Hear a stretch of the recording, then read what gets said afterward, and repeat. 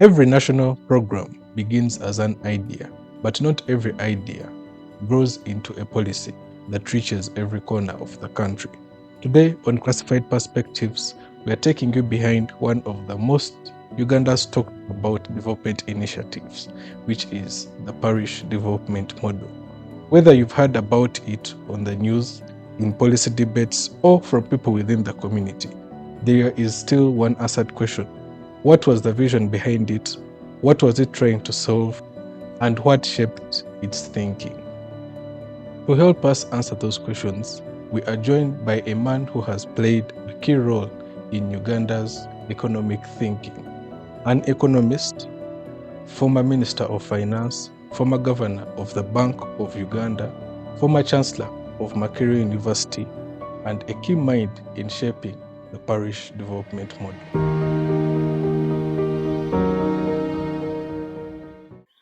Our guest today is Professor Ezra Suruma, who is the person who was behind conceptualization of the Parish Development Model. We are very honored to have you, Professor Suruma. You're welcome. Thank you. I think let me give him an opportunity to introduce himself and to tell us about himself. Well,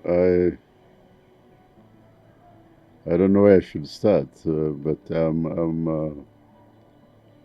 was born in a village in then Kigezi district, and I have God has been gracious to enable me to get education and become a professor of economics, both in America and here in Uganda at Makerere University, and had an opportunity to be in banking, starting with the central bank, then Uganda Commercial Bank, then later Minister of Finance, and also Chancellor of Makerere University. And I was also in the Prime Minister's Delivery Unit. We started it, and it's still going on. It's a pleasure to be here. Thank you very much for having me. Yes, thank you very much for joining us. Going straight to the conversation that we are going to have today, looking at the current parish development model, is it really one that you envisioned when you were designing this model? I would like to start by saying that first and foremost, I believe it was in 1998 and also at other meetings of the movement's secretariat, the president of Uganda urged us to come up with an ideology, economic ideology for Uganda. Yes. And he put a lot of emphasis on it. I was then Secretary for Economic Affairs of the National Resistance Movement. So on two occasions of the national meetings, the one I remember very clearly is one of 1998 in Jinja, when he stressed the importance of economic ideology. And I tried to think about it and write about it and discuss with people about it, but we are not making much progress. And a friend of mine, Professor Henry Krabenham, who is a theologian, invited me to come with him to Covenant College in USA, and we would get an opportunity to retreat, think about it. And while I was there, one night I woke up and somehow I had a vision of a parish-based economy. So I want to emphasize that this is a vision from God, not from me. Yes. It's not my, some people say it's my brainchild. It's not my brainchild. Yes, that is It's right. a vision from God, and I communicated it to the NRM Secretariat, which was headed by Dr. Crispus Chionga at the time. We communicated it to the authorities. It was not until I became Minister of Finance in 2005 that I was able to communicate this message to the president. I received it very well. In fact, he received it enthusiastically. But it was not until 2017 that he called me again to come and help in refining it. In the State of the Nation address in 2017, he told that members of parliament, they were sleeping. Him was already at the parish. And from then on, I was already in the Prime Minister's office as head of the service delivery unit. We went to various meetings of the party and presented details of this model. It was adopted, and then in 2022, the president launched it as a national program. So that's the background. So when you look at how it has been implemented, has how it has been implemented align with the vision that you had for it? That's a good question. When I was in the Prime Minister's office heading the service delivery, the main issue that we were dealing with was implementation. Yes. Many policies are made, but few are implemented. Yes, in fact, when we went for training at Delivery Associates in London, they told us that their estimate was that out of 100 policies that are made by government, only 10 are actually implemented. Yes. The remaining 90 remain on the shelf, nothing done. They remain as ideas. They remain as ideas. So the challenge of implementation is very big. And many people have come to realize indeed it's a big challenge. Yes. And the theory of implementation and practice of implementation is something that we need to give much more time. Yes. Because when a policy is made, then the question becomes, who is responsible for implementing it? How much priority is given for its implementation? And is there a mechanism for following up regularly to see whether what is being done is in line with what is supposed to have been done? Yes.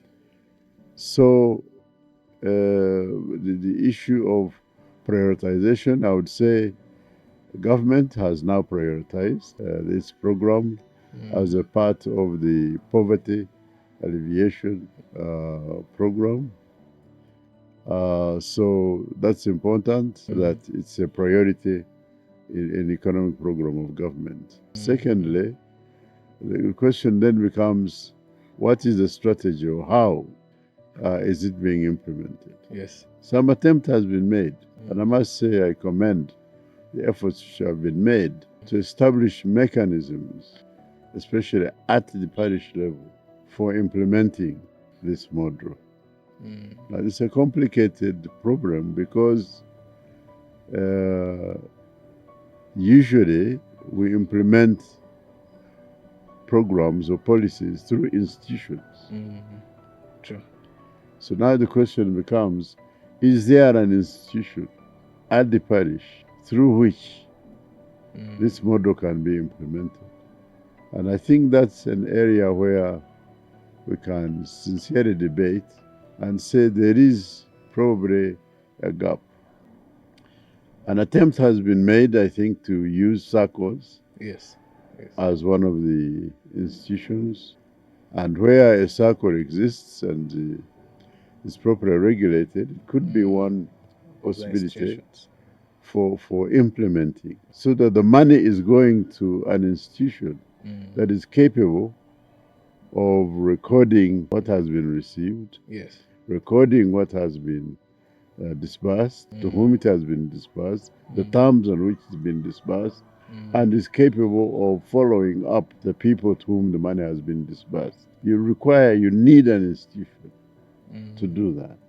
It cannot be done by the chairman of the parish or LC2, LC1, someone who is not trained, Yes. who is not a professional in that field. And so, in my opinion, there are very, very important economic opportunities for us Yes. as a country to establish institutions at every parish in which many, many people can be employed, to make sure that the money that is coming is properly managed, that it becomes capital for the parish, and this capital is when properly used, it earns interest, and that increases the capital at the parish, and is revolving and moving, and more people can access it. And so it's very, very important how we manage this capital. So my main criticism would be that in the absence of an institution at the parish level to receive those funds and manage those funds properly, then it may be difficult for us to get the maximum benefit from those funds. Yes. Thank you so much for those wonderful insights. Also, moving on to the beneficiaries themselves, do you think that they were made to understand the long-term impact that PDM would have on their lives in the long run? Well, John Maynard Keynes' famous statement is, in the long run, we are all dead. So, because people used to say that the classic capitalist model would meet difficulties, would have depression, you have low unemployment, high unemployment, and the people who were preaching for capitalism as a model were saying, in the long run, equilibrium will come. In the long run, everything will be okay. And people were dying, and people were unemployed. The depression was really depressing everybody. And Maynard Keynes said, in the long run, we're all going to be dead. We need to find a solution now. Yes. So we want the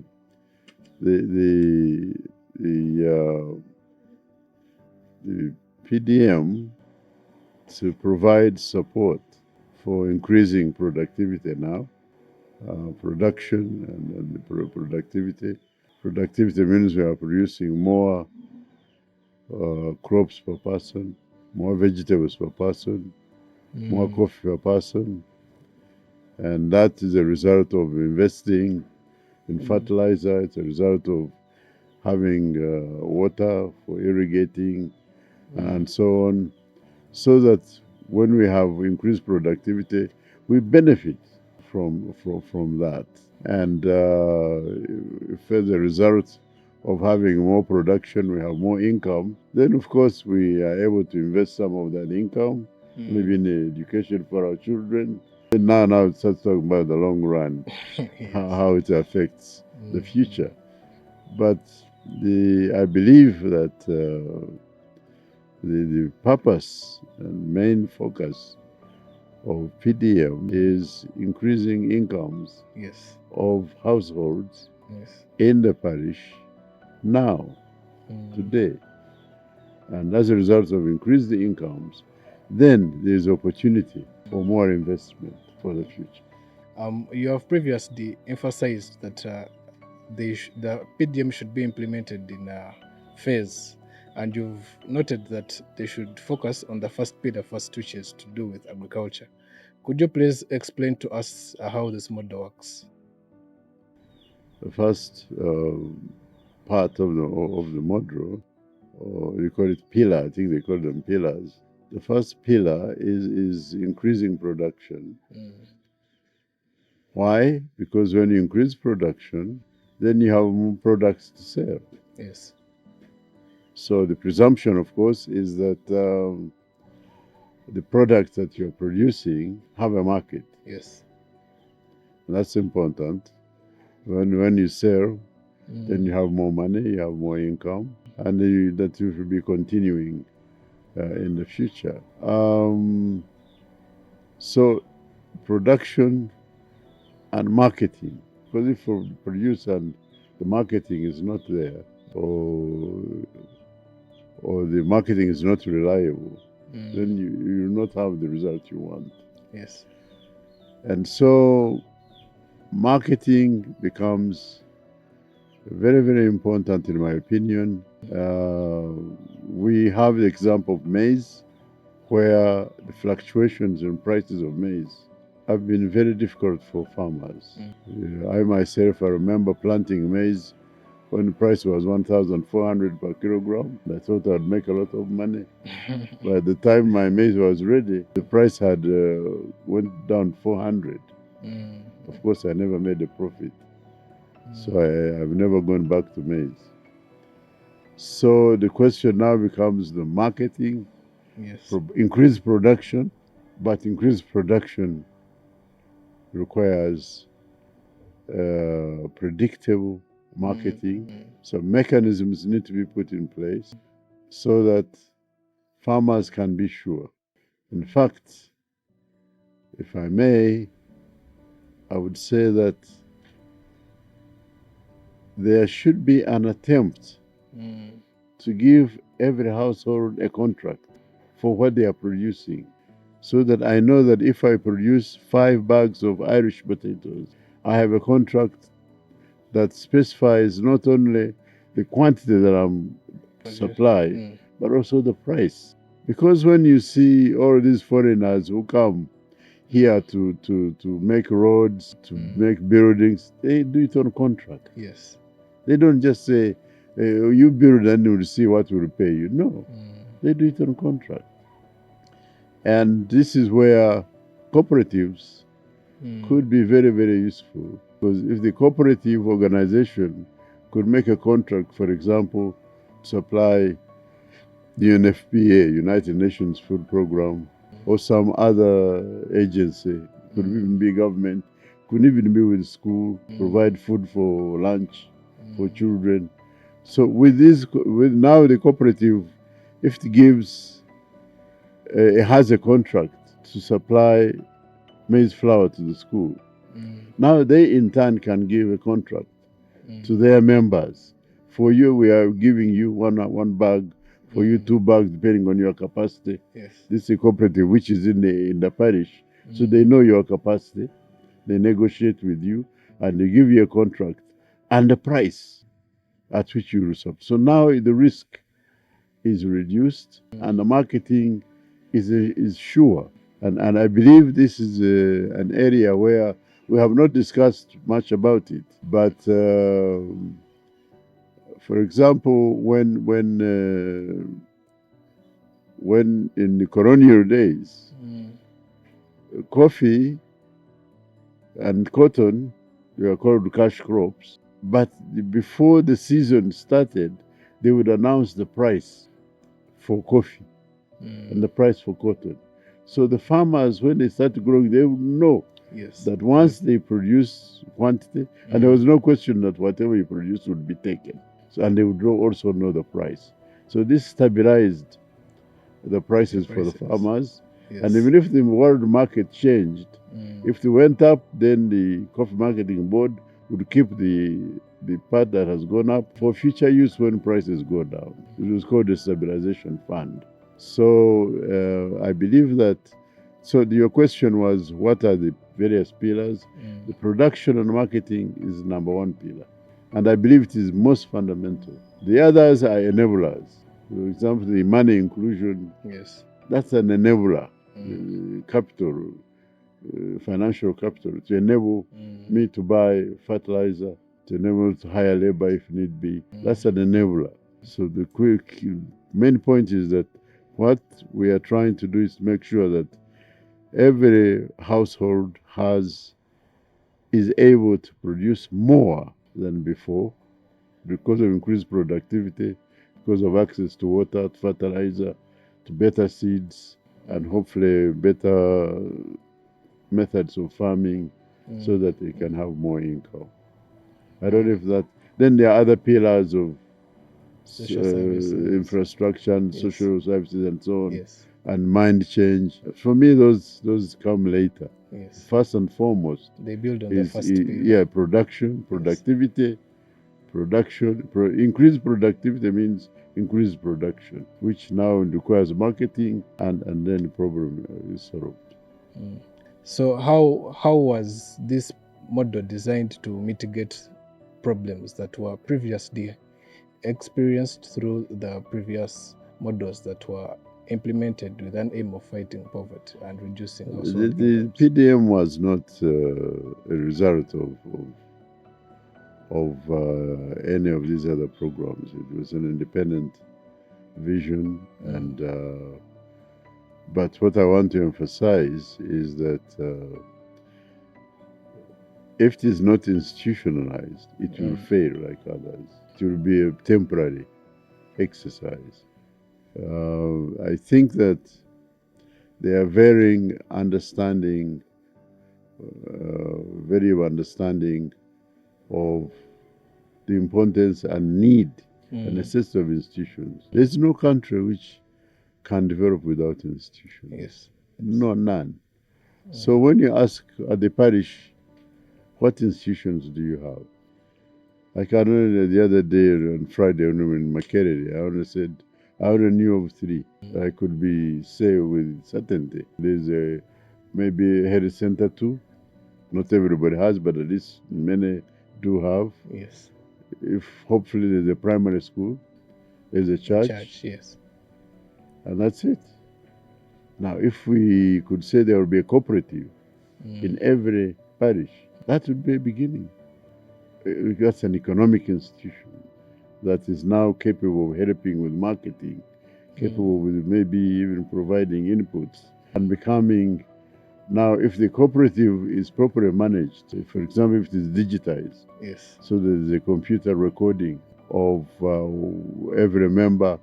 Every member has a record. We have a journal, we have a ledger, and all the various things about the household. This is why the program we discussed in Makerere on Friday about increasing data, parish data, is important. Because now we begin, this is institutionalizing. When we start digitizing the records and we have a parish management information system. Now we are beginning to institutionalize. Actually, I was coming to how we think technology could affect how this model is being implemented. Absolutely. Because the circle, for example, requires an information system. Yes. Any other type of cooperative organization requires a management information system. Yes. If you send money, the question, where are you sending it? Who is receiving it? Where is the record? Is there someone who's come to audit that record to make sure it is being properly kept? All this is both institutionalization and digitization, and so it requires technology. And in the modern world, in my opinion, we cannot go forward without it.